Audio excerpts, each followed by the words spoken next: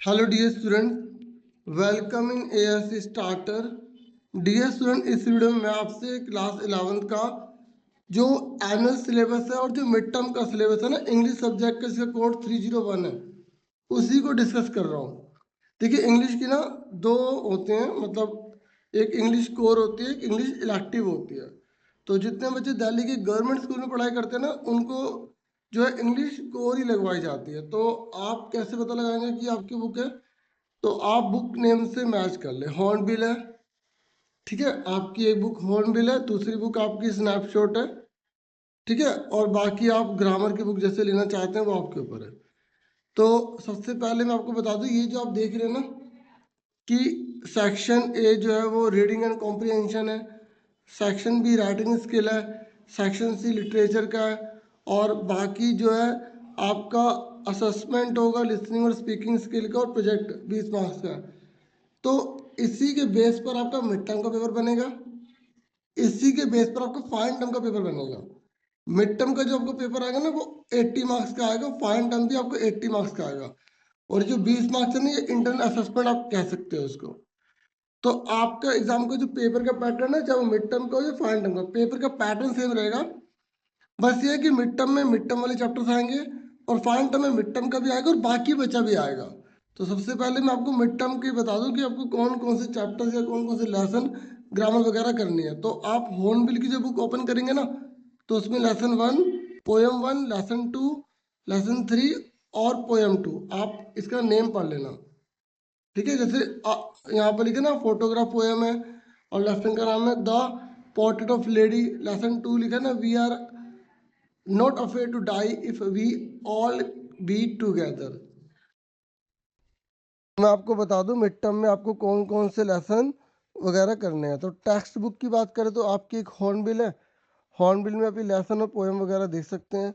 और दूसरी बुक आपकी स्नैपशॉट है, उसमें आप देख सकते हैं कौन कौन से आपके लेसन है। 1, 2 और 3, तीन ही लेसन आ रहे हैं। अच्छा, लेसन का नेम से आप टिक करना, क्योंकि जैसे पुरानी बुक है तो लेसन नंबर ये 5वां हो सकता है, इस तरीके से। सुन रहे हैं ना मेरी बात? जिनके पास न्यू बुक होगी वो तो लेसन नंबर से कर सकते हैं, अगर पुरानी बुक है तो आप लेसन का नेम पढ़ के टिक करना। आंसरिंग पैसेज एक आएगी, तीनों में से किसी एक टाइप पर आएगी, चाहे वो फैक्चुअल हो, डिस्क्रिप्टिव हो या लिटरेरी हो। दूसरी पैसेज जो है केस बेस्ड आएगी, और वो केस बेस्ड किसी पर भी हो सकता है, स्टैटिस्टिकल पे हो सकता है, चार्ट पर हो सकता है, जिसमें आपको उस केस को पढ़ना फिर स्टडी करके करना है। और यहाँ पर जो है ना, एक बात यहाँ पर बता रखी है कि नोट मेकिंग, तो नोट मेकिंग भी आपको करनी होगी। नोट मेकिंग आप जरा कंसेप्ट को देखेंगे तो आप समझ जाएंगे, नोट्स बनाने होते हैं इसमें। तो क्रिएटिव राइटिंग स्किल में आपके एग्जाम में शॉर्ट कॉम्पोजिशन दे रखा है, जैसे एडवर्टीजमेंट हो गया, पोस्टर हो गया। स्पीच राइटिंग दे रखा है, यहाँ पर किसी भी टॉपिक पर दी जा सकती है।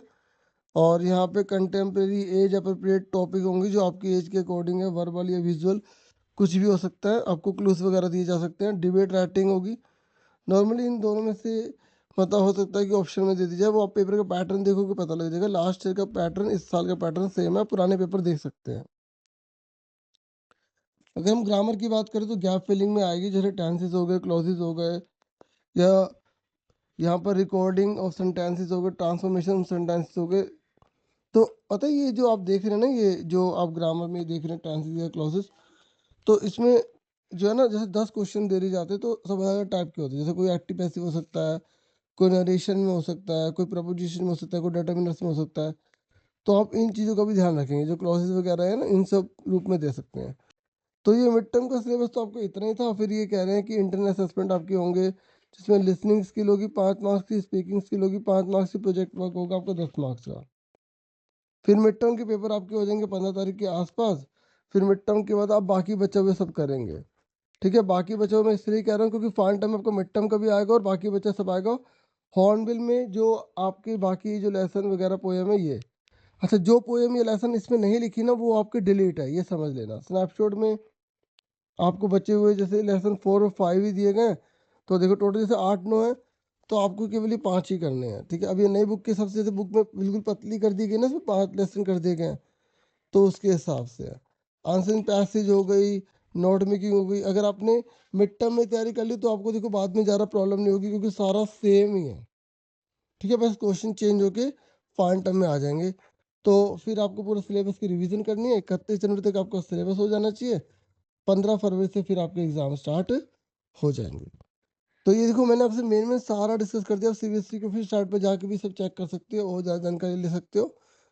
तो देखो मैं स्कूल के रिगार्डिंग बहुत सारी वीडियो बनाता रहता हूँ। आप वीडियो को लाइक, चैनल को सब्सक्राइब करें। बाकी सिलेबस आप प्लेलिस्ट से चेक करें। Thank you for watching and listening carefully. Take care dear students.